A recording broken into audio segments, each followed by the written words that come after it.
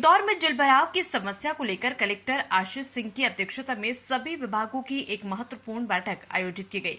इस बैठक में जलभराव से प्रभावित क्षेत्रों की बिंदुवार समीक्षा करते हुए समाधान के लिए कई अहम फैसले लिए गए। बैठक में निर्णय हुआ कि शहर के उन इलाकों में जहां जलभराव की स्थिति गंभीर है, वहां युद्ध स्तर पर स्टॉर्म वाटर लाइन और चैम्बर के निर्माण कार्य शीघ्र शुरू किए जाएंगे। इस दौरान जल निकासी में आ रही बाधाओं को प्राथमिकता के आधार पर हटाने के निर्देश भी जारी किए गए।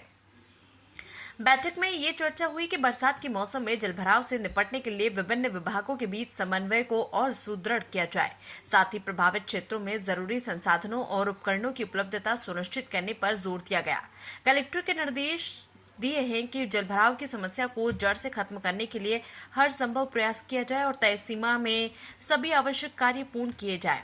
इस बैठक में नगर निगम, पीडब्ल्यूडी, जल संसाधन विभाग सहित कई विभागों के अधिकारी मौजूद थे। देना आईडी बस। शहर में सर जल जमाव की जो स्थिति निर्मित हुई उसको लेकर आज बैठक की गई, क्या निर्देश दिए गए? देखिए, परसों जो जल जमाव की स्थिति निर्मित हुई थी और खासतौर पर प्रमुख चौराहों पर जो ट्रैफिक की अवस्था की स्थिति निर्मित हुई थी, उसको लेकर कल माननीय मुख्यमंत्री जी के द्वारा भी समीक्षा करी गई थी। उसी के अनुक्रम में आज पुलिस, ट्रैफिक और नगर निगम के और आईडीए के सभी अधिकारियों के साथ में प्रत्येक एक पॉइंट की समीक्षा करी गई है जहां जहां पर जलभराव और ट्रैफिक की समस्या आई थी। प्रत्येक पॉइंट पर किस वजह से समस्या आ रही है और उसके क्या संभावित समाधान हो सकते हैं, उन पर बहुत डिटेल में डिस्कशन किया गया है। खास तौर पर जो बीआरटीएस और उसके आसपास का क्षेत्र है, विजयनगर और भास्कर प्रेस के आसपास का, उसके संबंध में ज़रूर दो तीन चीज़ें निकल कर आई हैं कि जो रिंग रोड के साइड वाला जो पानी आता है, अगर उसको हम लोग किसी तरीके से एक क्रॉस ड्रेन बनाकर पहले से ही लेकर अगर क्रॉस करा सके तो इस समस्या का समाधान मिल सकता है। इसके साथ साथ वेलोसिटी के पास एक जो पहले नाला हुआ करता था, जो किसी तरीके से अब जो है पूरी तरीके से कवर कर दिया गया है, अगर उसको वापस हम लोग लें तो शायद इस समस्या का थोड़ा समाधान हो सकता है।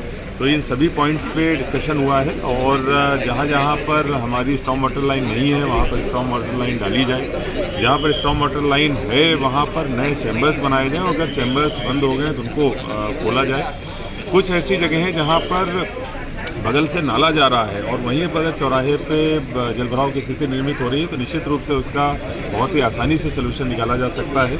जैसे अगर हम लोग इंडस्ट्री हाउस की बात करें या पलासिया की बात करें या ऐसे अन्य कई भी इस प्रकार के चौराहे हैं, वहाँ पर तत्काल हम लोगों को काम करके उस जलभराव से पूरी तरीके से हम लोग मुक्त हो सकते हैं।